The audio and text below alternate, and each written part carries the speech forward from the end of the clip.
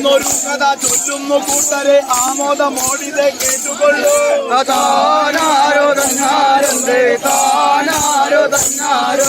ഞാനിന്നൊരു കഥ ചൊല്ലുന്നു കൂട്ടരെ ആമോദമോടിതു കേട്ടുകൊള്ളൂ.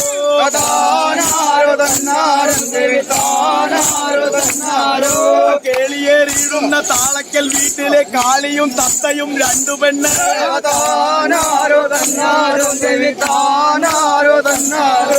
കേളിയേറിയിടുന്ന താളക്കൽ വീട്ടിലെ കാളിയും തത്തയും രണ്ടു പെണ്ണ്.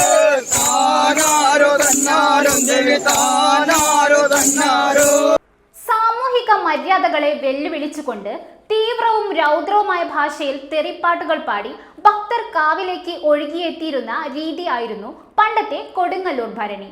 പരുക്കൻ വാക്കുകളിലൂടെയും തുറന്ന ലൈംഗിക പരാമർശങ്ങളിലൂടെയും നിറഞ്ഞ പാട്ടുകൾ പാടിക്കൊണ്ടുള്ള ആരാധനാ രീതി, ഭക്തിയുടെ ഒരു വ്യത്യസ്ത രൂപമായിരുന്നു അത്.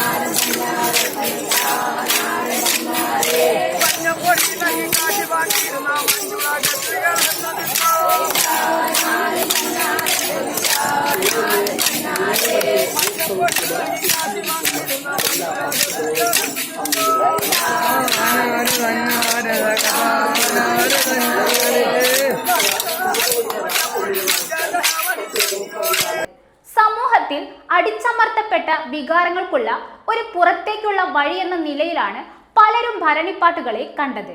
സ്ത്രീകളും പുരുഷന്മാരും ഒരുപോലെ ആവശ്യത്തോടെ പങ്കുചേരുന്ന കാഴ്ച.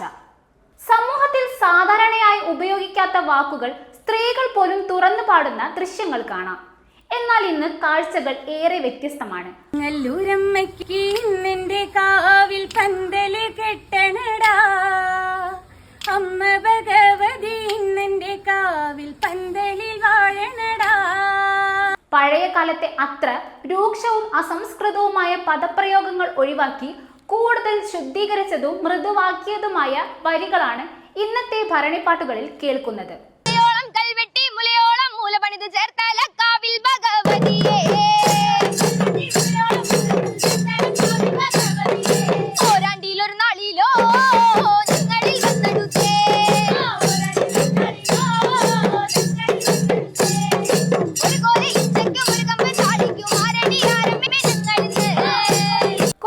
ഭരണി ആഗോള ടൂറിസം മാപ്പിൽ ഇടം പിടിച്ചതും മാധ്യമങ്ങളുടെ ശക്തമായ സാന്നിധ്യവും ഈ മാറ്റത്തിന് ഒരു നിർണായക ഘടകമായി.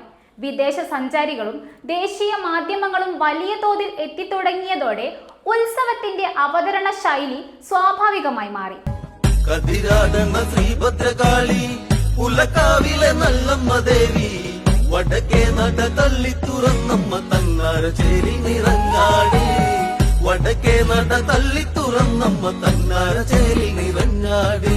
പരമ്പരാഗതമായ ഉത്സാഹവും രൗദ്രഭാവവും നിലനിൽക്കുമ്പോഴും പൊതുസമ്മതം ലഭിക്കുന്ന രീതിയിലേക്ക് അത് രൂപാന്തരപ്പെട്ടു.